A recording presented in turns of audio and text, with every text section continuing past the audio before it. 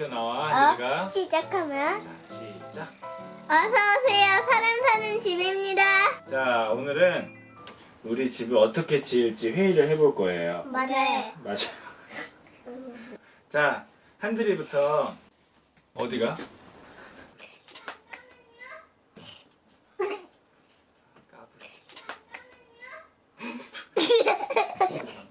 하늘아.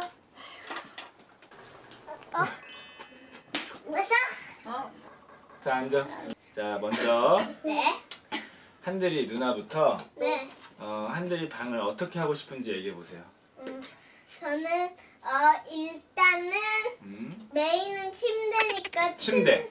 침대 나무 무늬에는 티니핑 무늬가 있고 침대 이불에 티니핑이 있으면 좋겠어? 아니 침대 나무에 나무에? 응.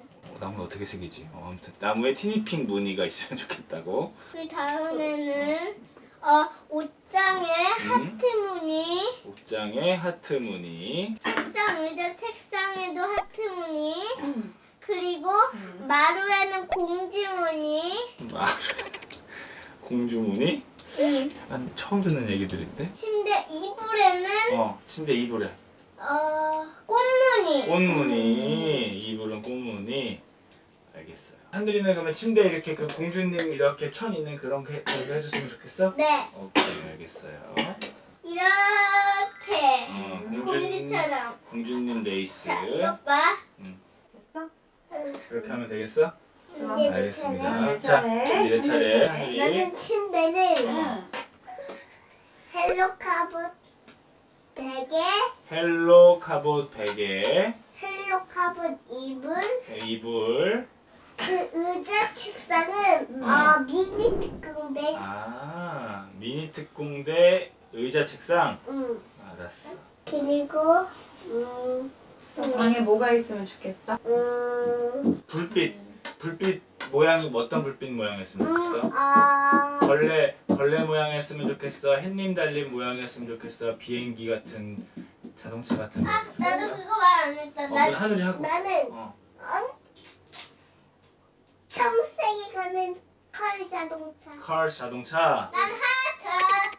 컬 자동차 조명? 조명 빛이었으면 좋겠어? 난 하트. 한들이는 하트 조명. 네.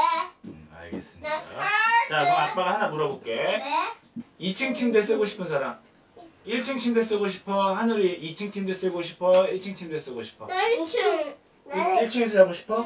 나는 2층. 너는 2층에서 자고 싶어? 응. 그래? 지금 계속 1층에서 자잖아. 2층에서 자도 괜찮겠어? 응.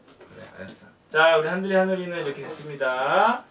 그리고 하늘이를 위해서 아빠가 그물을 만들 거야. 그거는 알지? 아빠가 보여줘서 알지? 까꿍. 2층에 그물을 만들어줄게 아빠가. 까꿍. 자, 됐습니다. 그럼 엄마랑 아빠랑 이제 얘기할게요. 뉴스 그 얼굴 안 나오게 찍어주세요. 그 인터뷰 같아. 자, 조사를 시작하겠습니다. 아빠. 그러니까 아빠 엄마가 말하는 거 내가 적으면 안 돼. 그래, 알았어. 너가 적어. 자, 엄마가 생각할 때 집에서 중요한 점. 나는 이거는 꼭 이렇게 했으면 좋겠다 하는 거. 여기다 하면 돼, 하나. 아빠 이거. 내가 적을 거야. 힘들어. 아니. 엄마 얘기해주세요, 편하게. 엄마가 제일 중요하게 생각하는 거? 네. 5, 하늘아, 엄마 얘기해도 돼? 6이 이거야? 응. 오, 글씨가 쓰네. 6째? 설거지하거나 요리할 때 창문 밖에서 마당에서 놀고 있는 애들이 보였으면 좋겠다. 2 hours later. 일단 부엌이랑 식탁 위치 밥 먹으면서 창문 밖에 풍경 보였으면 좋겠고, 설거지하거나 요리할 때 마당에서 놀고 있는 아이들이 보였으면 좋겠다. 보통은 남쪽에 식탁이 있고 북쪽, 저 뒤쪽이지. 북쪽에 주방이죠. 아파트 같은 경우는 밖을 봤으면 좋겠다 했으니까 부엌이 좀 더 앞으로 오게 한다는 얘기잖아. 근데 그렇게 하면은 조금 이제 거실에서 봤을 때는 주방이 다 보이긴 하는데 상관없어 그러면? 지금 사실 어떤 아파트는 다 보이지 않나? 아니야, 요새는 트렌드는 이렇게 아일랜드가 있고 앞에 아일랜드가 있고 뒤에 냉장고나 이런 수납이 딱 들어가 있는 게 트렌드긴 해. 들어왔을 때 11자로 보이는 거지. 이거는 싫어? 좁아 보여서. 좁아 보여서. 원래 트렌드는 이거는 맞아.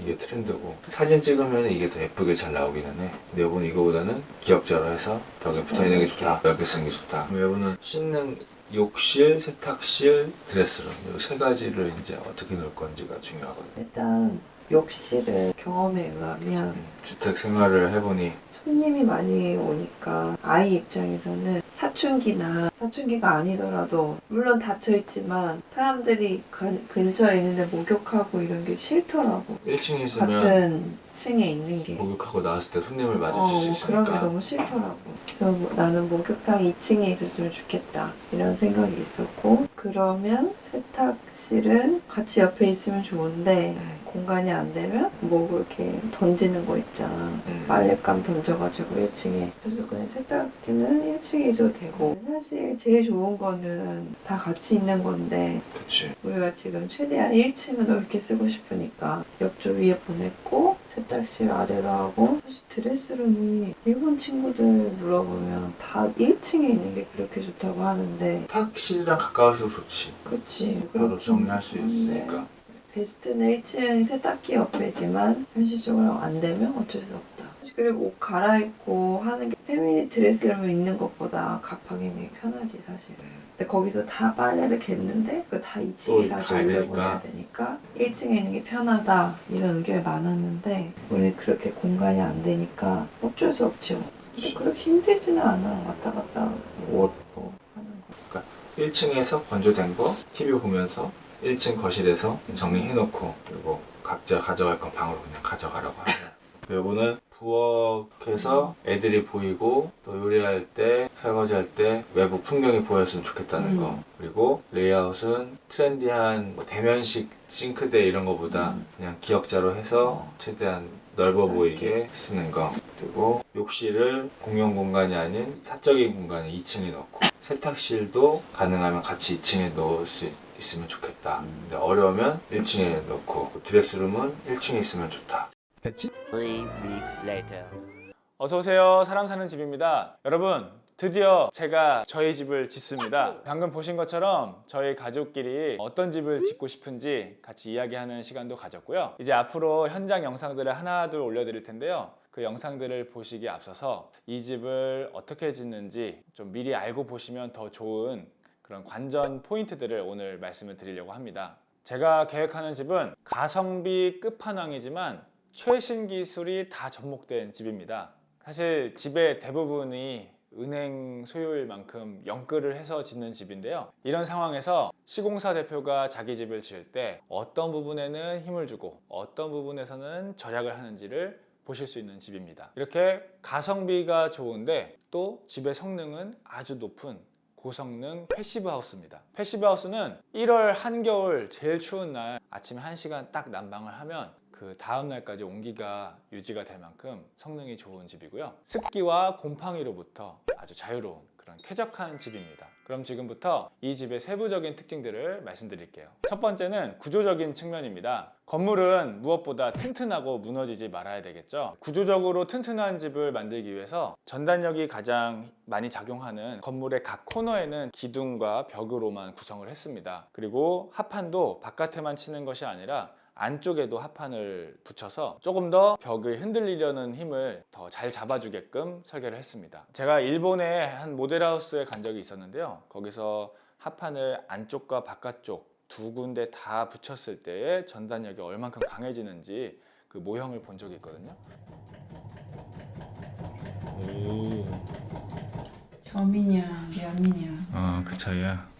그 모형을 적용을 해서 각 코너 힘이 제일 맞는 부분에는 합판을 양면에서 쳤습니다. 그리고 창문이나 문이 있는 개구부 주변에는 못을 더 이렇게 촘촘하게 박아서 규정보다 더 많이 박아서 아주 흔들림 없는 개구부를 잡아줄 예정입니다. 그리고 건물의 수평 축에는 패럴램이나 글루렌 같은 공학 목재를 넣어서 흔들림을 최소화해줬고요. 또 수직 축으로는 계단실 옆에 있는 중판 내력벽이라고 하는 약간 강화된 전단벽입니다. 영상에 앞으로 보시면 아시게 될 텐데 중판 내력벽을 넣어서 사람으로 치면은 허리를 아주 튼튼한 척추를 만들었다고 생각하시면 좋습니다. 그리고 늘 하던 것처럼 뭐 허리케인 타이라든지 띠철물이라든지 홀다운이라든지 이런 목조주택의 보강철물들은 기본적으로 다 들어갔고요. 저희가 항상 심슨 스트롱 타이 미국 제품 위주로 시공을 했었는데 이번 현장에는 로소블라스라고 하는 이탈리아, 유럽 보강철물도 적용을 해봤습니다. 그리고 거실 중간에 2층까지 뻥 뚫린 부분이 있어요. 그래서 그 부분은 수평적으로 2층 장선에서 막아주는 힘이 없기 때문에 그 부분은 좀 더 구조적으로 강화하기 위해서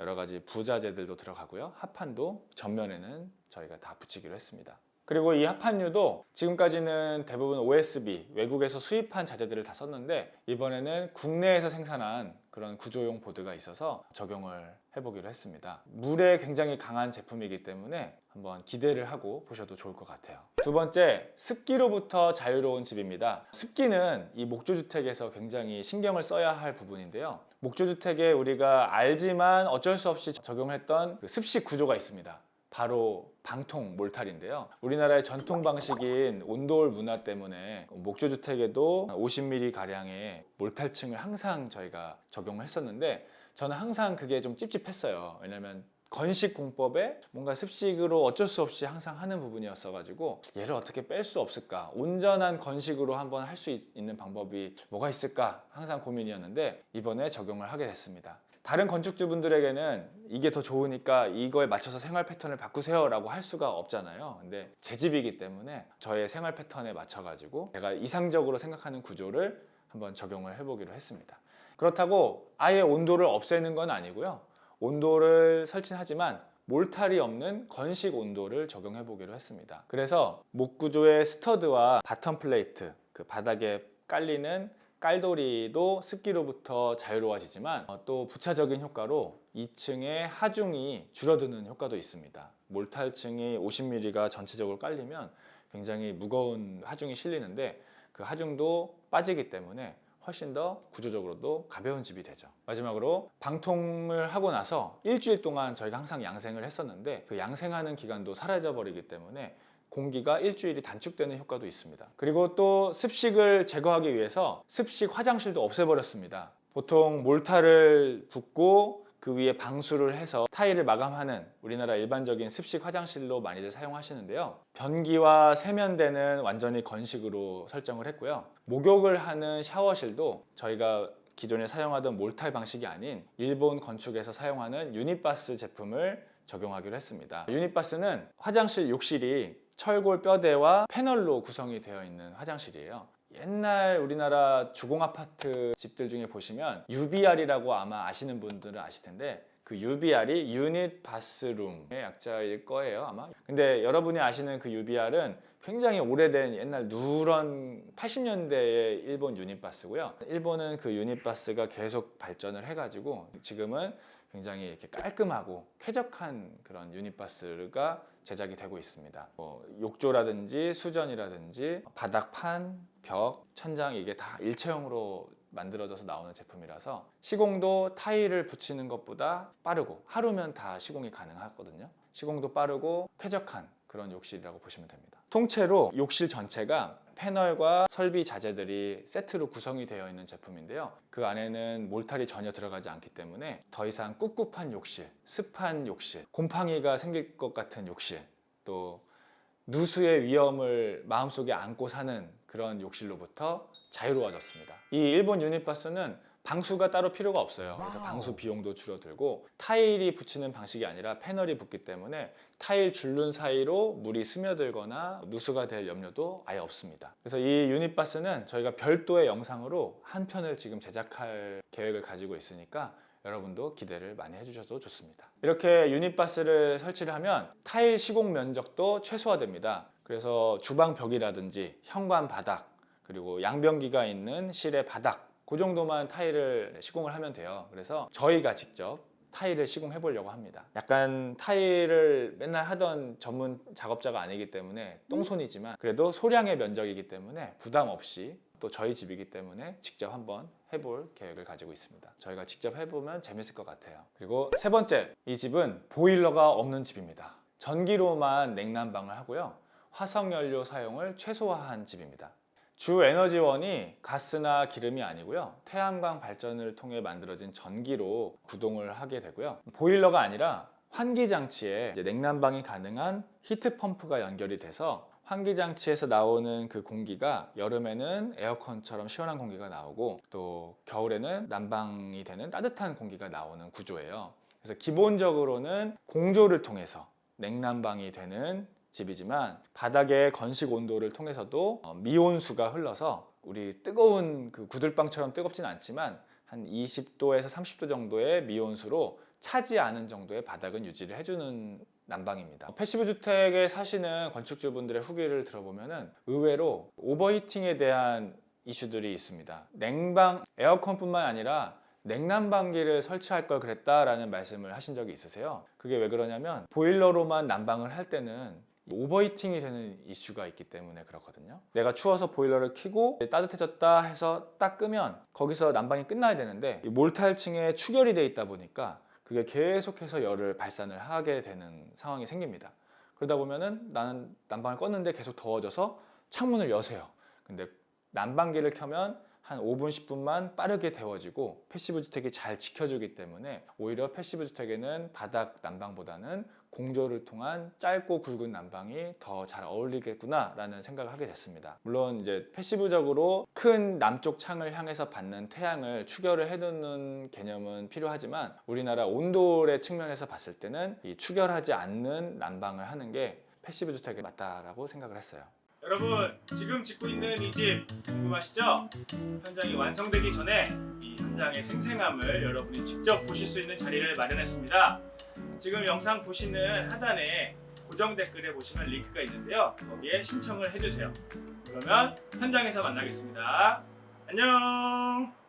자동차도 내연기관에서 하이브리드로 갔다가 하이브리드에서 전기차로 지금 흐름이 가고 있잖아요. 주택도 점점 그렇게 가고 있는 것 같아요. 이제 화석연료를 열심히 떼서 액티브하게 난방을 하다가 이제 하이브리드에서 이제 전기로 태양광을 통한 전기 발전을 하고 그 전기로 집을 가동을 하는 냉난방을 하는 이 흐름으로 가는 것 같습니다. 그래서 이런 집을 전기로 동력이 되는 집이다 해서 전전화 주택이라고 하거든요. 그래서 이제 조금씩 이 단어가 자주 들리실 거예요. 그래서 저희는 이렇게 전전화 주택으로 가는 흐름에 맞춰서 먼저 실험도 해보고 저희 집에 적용도 해보고 후기도 알려주고 그 흐름을 이끌어가는 집을 지어보도록 하겠습니다. 네 번째, IoT로 제어가 되는 똑똑한 집입니다. IoT는 인터넷을 통해서 집을 제어할 수 있는 기술을 말하는데요. 아마 TV에서 많이 보셨을 거예요. 뭐 조명을 내가 핸드폰 앱으로 껐다 켰다 한다든지 전동 커튼이 열리고 닫힌다든지 또 전기 사용량을 핸드폰으로 체크할 수 있다든지 이런 기술들은 많이 나와 있는데요.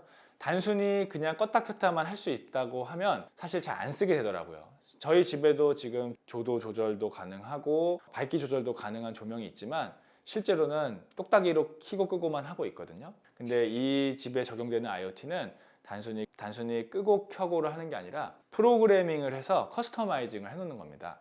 예를 들면 아침 모드로 세팅을 해놓으면 아침 모드를 딱 키면 아침 모드가 될 수 있도록 스위치를 누르면 커튼이 싹 열리고 밤새 꺼졌던 조명 중에 주방 쪽엔 불이 켜진다든지 그런 식으로 같이 세팅을 해놓는 거예요.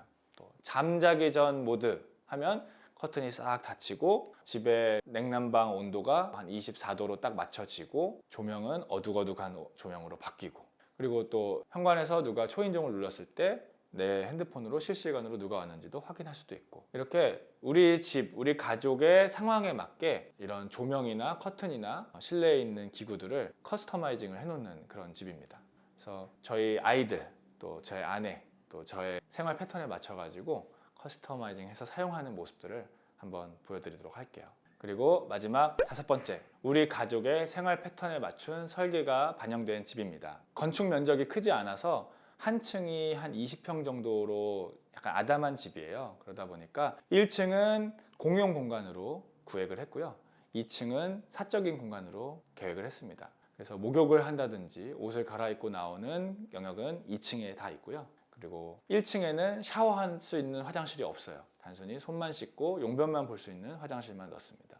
이런 식으로 필요에 따라서 선택과 집중을 해서 화장실 방수 비용도 줄이고 공사비도 효율적으로 책정할 수 있도록 설계에서부터 반영을 했습니다. 그리고 또 뭐 소소하게 항상 겨울마다 아파트에서 느꼈던 불편함, 외투를 현관에 걸어뒀으면 좋겠다, 이런 필요들이 있었거든요. 그래서 좀 외투를 걸을 수 있는 큼지막한 현관 앞에 있는 옷장도 마련을 했고요. 또 아이들이 조금 어리다 보니까 아이들이 좋아할 만한 공간, 예를 들면 약간 어둑어둑하고 음침한 데 좋아하잖아요. 그래서 계단 밑 공간을 그런 공간으로 만들 계획이 있고, 또 이렇게 요트에 있는 네트처럼 2층에서 네트 위에서 아이들이 1층을 바라볼 수 있는 그런 재미난 공간도 한두 개쯤은 생각을 해두었습니다. 이렇게 크게 5가지 측면으로 저희 집의 계획들을 말씀드려봤는데요. 제가 항상 다른 분들의 집을 지을 때는 조금만 덜어내셨으면 좋겠다, 이거는 하시면 조금 불편할 텐데, 이건 안 쓸 텐데, 이런 생각을 했었거든요. 근데 막상 제가 제 집을 지으려고 하다 보니까 온갖 욕망의 집약체가 되더라고요. 그래서 저도 덜어내는데 어려움이 있었지만 그래도 꼭 넣어야 될 부분들, 또 새로운 실험들, 이런 것들을 다 적용을 해서 재밌게 한번 지어보려고 합니다. 여러분도 이 집이 기대가 되신다면 지금 바로 좋아요, 구독, 알람 설정 해주시고요. 앞으로 올라올 영상들도 놓치지 말고 잘 챙겨보시면 좋겠습니다. 그러면 다음에 첫 번째 땅 파는 영상부터 찾아뵙도록 하겠습니다. 들어가세요.